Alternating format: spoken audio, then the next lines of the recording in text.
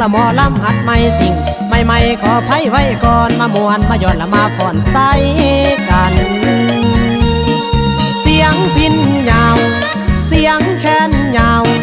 พินแค้นยาวยาวยาวหาวใส่กองสำเนียงละหมอลำทำนองลองมาฟังละหมอลำหัดใหม่มาสิ่งไหลมันสะใจมาสิ่งไหลมันสะใจกับหมอลำใหม่เขาสิพายาวเอาเด้อนะจังสี่ละแม่เอาเด้อนะจังสี่ละพอ10 นิ้วขอ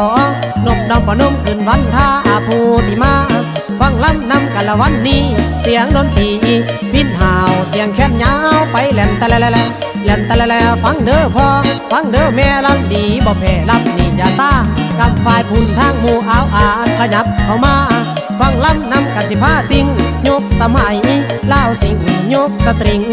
มันหาวยาวก้อนเก่าใส่หมอลำใหม่หัดลำยาเฝ้ากันเด้อนี่ละทานบ่หานไปท่าแข่งศิลแสดงมือนี้น้องเจ้าเบิ่งเอาเอิงเอ้ยล่ะเอ้ยนางเอ้ยเด้อนางเด้อเด้อนางเด้อเด้อนางเด้อเด้อเด้อนางเด้อ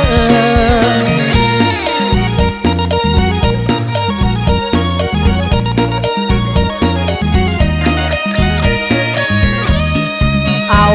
หันนี่ฟ้าห้องถึงละมันพาลงมาถึงเวลาเดือน6ฝนตกลงแล้วสายฝนลิ้นห้ำย่อยกบเขียดน้อยโดดีดงเดี่ยวลงทงลงท่าเขียวทงหญ้าป้าไม่สุ่มเย็นพร้อมกินดินกินเฟืองลมเบาบางขัดมาเบาเว้นไว้บักตู้นอนน้ำลินยามเมื่อเว้นอยู่กลางทงเอิงเอ้ย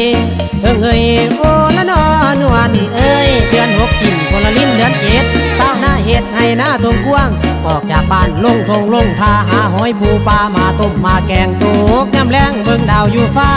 คิดพ่อหน้าควันตาสู่เก่าบ่ฮู้ว่าป่านนี้เจ้าไปนอนลิ่งอยู่บ่อนใด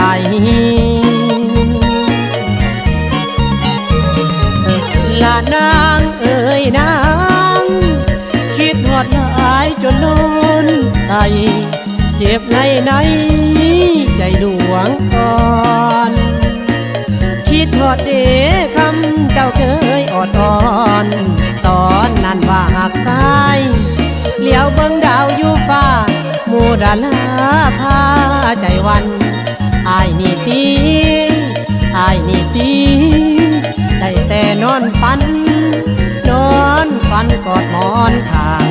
แทนเจ้าอยู่สู่คืนโอ้ยละนา